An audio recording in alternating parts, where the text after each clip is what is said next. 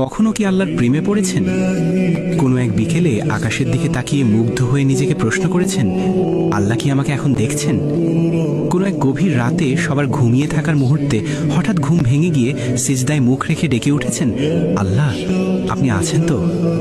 কখনো কি কান্না ভেজা কণ্ঠে বলেছেন, আল্লাহ দয়া করে আমাকে ছেড়ে দেবেন না, পৃথিবীর সবাই ছেড়ে দিলেও আপনি যেন না ছাড়েন।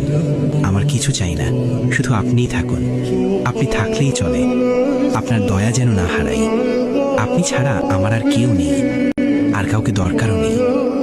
যদি কখনো এসব মুহূর্ত আপনার জীবনে আসে আর সেসব কথায় একটুও ব্যাকুলতা থাকে, তবে আপনি পৃথিবীর সবচেয়ে ভাগ্যবান মানুষদের একজন। কারণ মোনাজাত মানেই শুধু চাইতে হবে এমন নয়, কখনো কখনো আল্লাহকে শুধু ভালোবেসে ডাকতে হয়। কোনো চাওয়া নেই, অভিযোগ নেই, শুধু প্রেম আছে। মন খুলে বলা, আল্লাহ আমি আপনাকে ভালোবাসি।